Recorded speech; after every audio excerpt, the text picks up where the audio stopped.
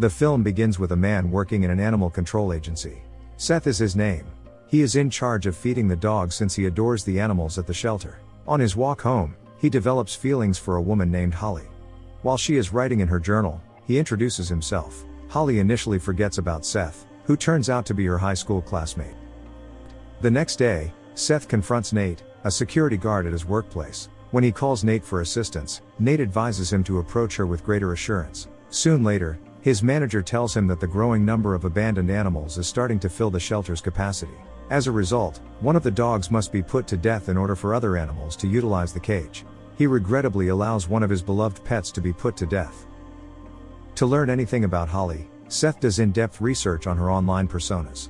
He visits Holly's place of employment the following day. She rejects him when he tries to ask her out. Seth follows Holly back to her home after work.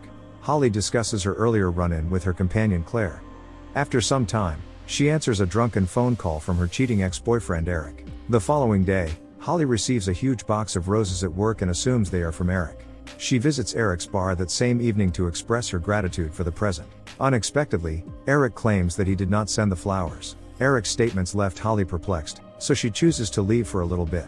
Seth, who has been following her the entire time, unexpectedly asks about her opinion of the flowers. After hearing her response, Seth disputes her claim that Holly doesn't want to be loved, setting off a fight. When Eric notices the situation, he immediately beats Seth. Seth is able to obtain Holly's journal, though.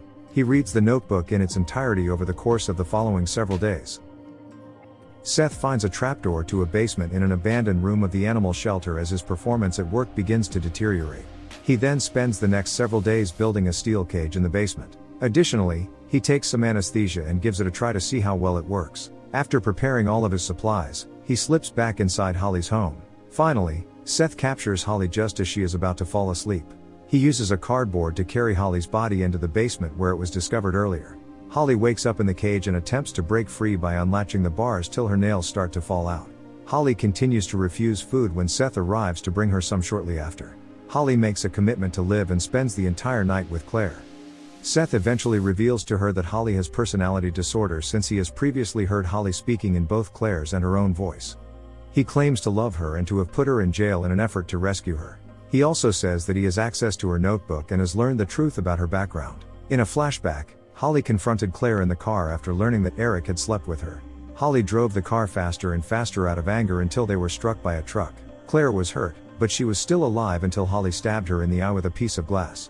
The collision was implicated in Claire's demise. Since then, Holly has carried out a slew of horrific killings and documented them in her notebook. After realizing the stories were true, Seth devised a plan to save Holly in order to stop her from harming anybody else, believing that this was the fulfillment of his life's mission. In the days that follow, they play psychological mind games with one another as Holly starts to drop hints to spark Seth's interest. Holly argues that she murders only because she loves it, despite Seth's insistence that Holly committed another homicide because she still feels guilty over Claire's passing. Until one day, when his supervisor threatens to dismiss him because his work is being ignored, he keeps coming up with new ideas for how to save Holly. Nate followed Seth after lately developing suspicions about him and unintentionally finds Holly in the basement. Immediately, he wants to save Holly. Holly purposefully diverts Nate as soon as Seth enters the basement so that he has time to deal with him. Nate starts to pass out as a result of Seth's reflexive flashlight blows to his head. To avoid Seth being apprehended by the authorities, Holly implores him to use a cinder block to kill Nate. She helps a scared Seth erase the memory of Nate's demise by chopping up Nate's body into bits that would be subsequently used as dog food, dispersing his teeth around the area, and setting fire to his bones at the cremation site.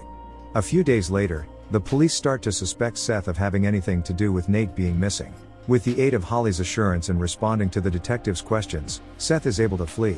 Seth believes that Holly's activities demonstrate her real love for him day by day. He is persuaded by Holly to amputate his finger as a sign of his devotion. Seth tries desperately to do it in front of Holly, but this allows Holly a chance to grab his knife and threaten to commit suicide if Seth doesn't want to let her go. Seth eventually gives in to her demands, and before she slashes his neck, she declares that she now truly thinks that he loves her. Holly and Eric are once again together following the tragic occurrence. Despite finding more proof that Eric has been lying, she chooses not to harm him. Instead, she makes her way to a warehouse, where she discovers that Seth is being held captive inside of a cage. He is still alive, but Holly has brutally tortured and dismembered him. She expresses gratitude to him for saving her by letting her use him as a substitute for her violent tendencies. demonstrating that the definition of love is blind. Thanks for watching my video. Please, like and subscribe for more.